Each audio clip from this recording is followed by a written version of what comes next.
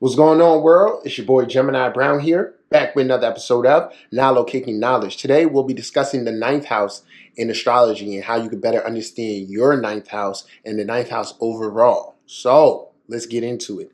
It is Sagittarius season right now, and Sagittarius is the original ruler of the ninth house.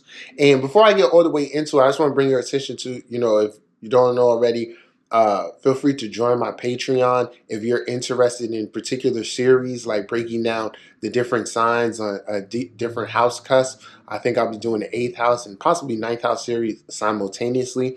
So join if you're interested in that.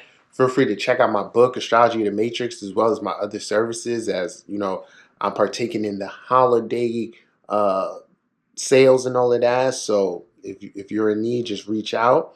But the ninth house, I'm excited to talk about the ninth house. One of my favorite houses in astrology.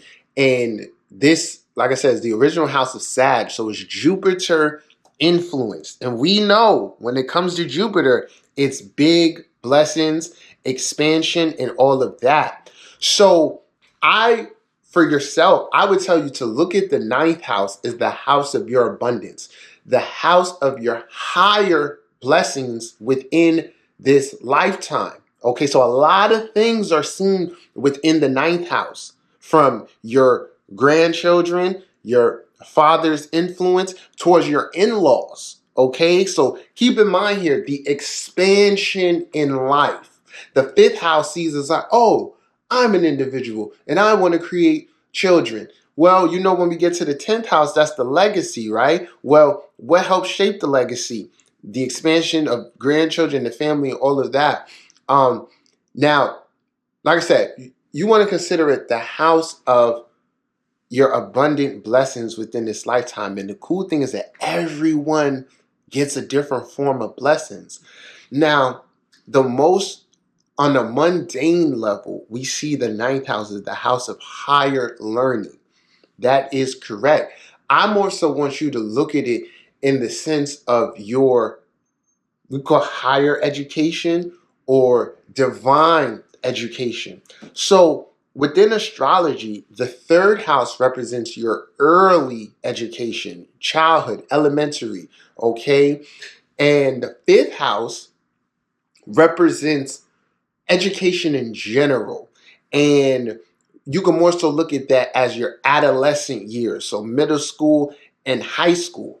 The 9th house can be considered, therefore, college, right? But we know that everyone doesn't go to traditional college. In the 9th house, where your divine education is a link towards the role you're going to play here within the world. Right next to the 10th house is the house of mastery. Whatever you master in the 9th becomes your part of your public persona in the 10th. Hence what you're doing for work. So the reason it's cool is because everybody's getting some insight. With the natural square to the 6th house of service, right? We see here that everyone has a role to play, but the role you play may not necessarily be what your ego wants, right? But in the 9th house, it'll give the potential of, if you're gonna go on ahead and get that college education, if your education is going to come in a more, let's say, hands-on or real world way. So even a construction worker or an architect can be seen from the 9th house. Okay, especially, like I said, if there is 9th and 6th house energy, these are masters of service-oriented things. And really, that relationship between the 6th and the 9th just shows you that everyone has a role to play in society that makes it go around. Okay, so first I'm gonna go and give a little bit more of an example here, because because everyone logically thinks, oh, it has to be college. If I don't go to college, then I don't know. But no, once you're done with high school, the real world is your 9th house. You from 18 to 24, you enter a 9th house time period, okay, in which you're assimilating. We know that ninth house deals with study and all of that. So those are things, the best things you can do while you're in that, to really take a craft or something serious enough where, like I said, you can develop into mastery. So I'm gonna give one example of how you could find this in the traditional way and without the traditional way. So going back to the fifth house, the fifth house also being the house of Leo, our creativity, our talent, individuality. The fifth house is fifth from the ninth. So there in the ninth house, we are able to expand upon that individuality. So naturally, it's like if in the fifth house you play sports or you sing, your ninth house aspiration is like, I want to put that talent on display. Now, we know that everyone doesn't make it to the pros. We know that everyone doesn't become famous, a famous singer, but they can study within these realms and still find something to do, i.e. a vocal coach, a music teacher, a former athlete who now is maybe a referee. Okay, this is the ninth house. These are part of your bigger expansion. So I encourage everyone to really get in tune with your fifth house, your ninth house, to go to your fifth. Go to your fifth and your first. Your first, the fifth, and the ninth all correspond together. And the first house is that impulse of self. Oh, this is me. I'm an individuality. And this is what I'm seeking to create, or what new beginning I'm looking to embark on. In the fifth house, your ego gets developed, or you figure out what is unique about that self, right? And how it garners attention. And then by the ninth house, you have a life perspective or a path that enables you to live within the truth of that reality. All right. So education.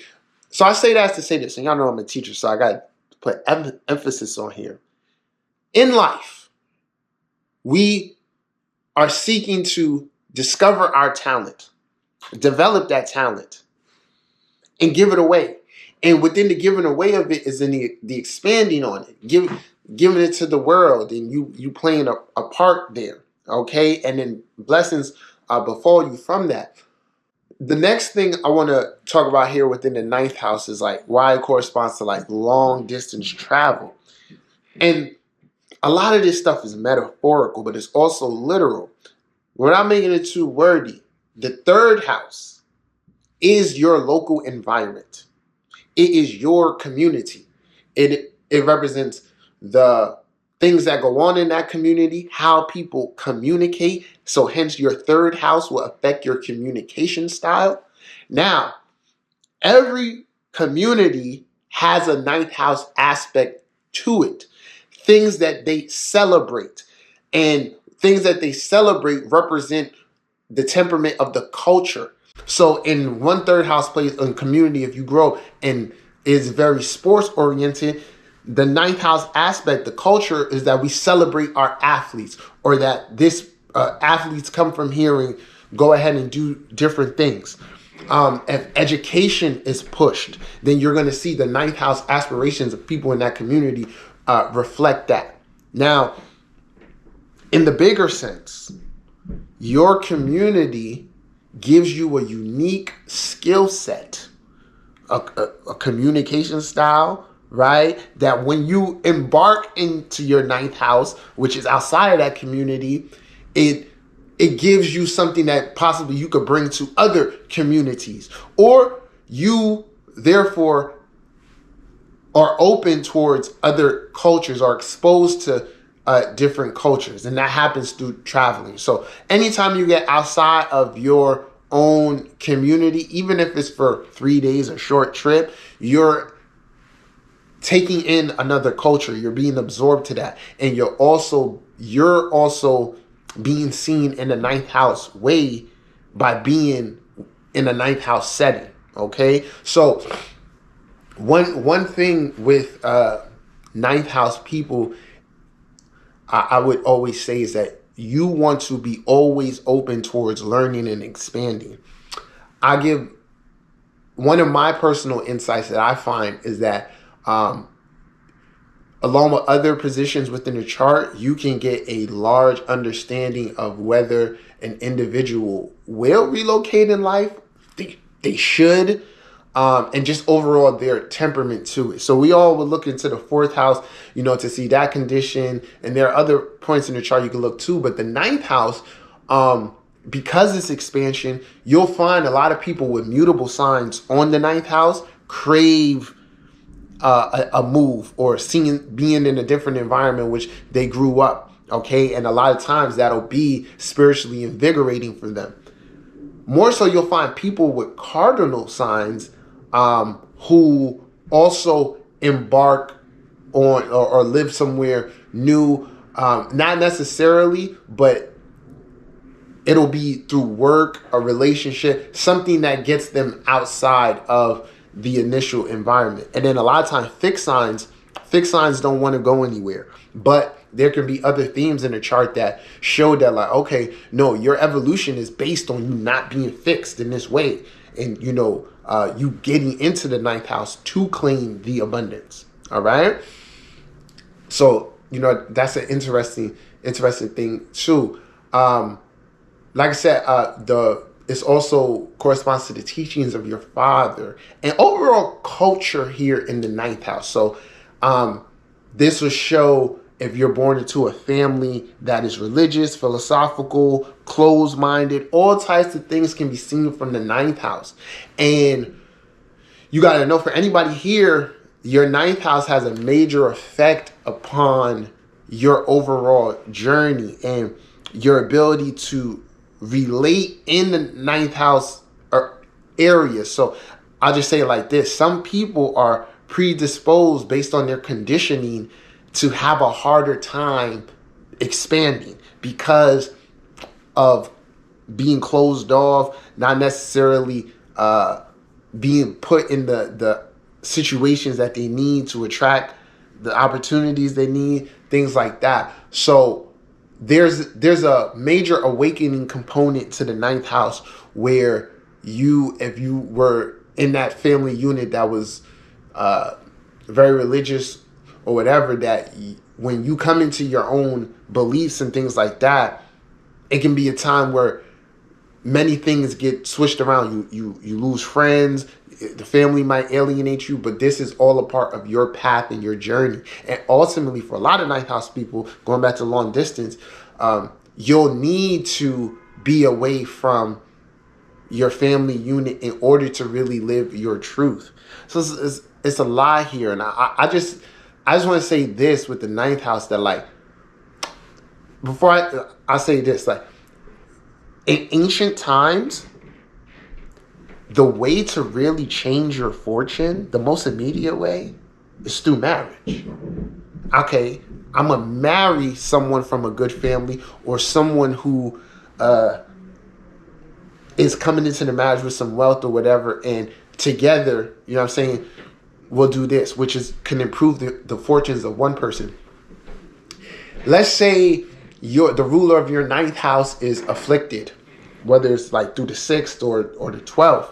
This can show marriage representing losses for you. There being a lot of drama, probably problems with the in-laws, things like that. Okay, but at the same time, a lot of information can be given here, because on the other hand, there may be someone who didn't grow up with a big family, but they marry into a big family, and that's something that they've always wanted. So then, like the big family they marry into, there may be strong relations with the marriage partner's family, and you can kind of see those. So let's say a guy goes into business with his brother-in-law and they end up being really successful. All of these things, okay? And then, like I said, grandchildren, even your own children. And then overall, there's a legacy aspect here too. So I keep going, but I end it here. These are my thoughts about the ninth house. I'll probably redo some videos of positions in the ninth house too, but feel free to chime in. Let me know what you think. Feel free to check out my book, Astrology of the Matrix. Check out my website, GeminiBrown.com. Until next time,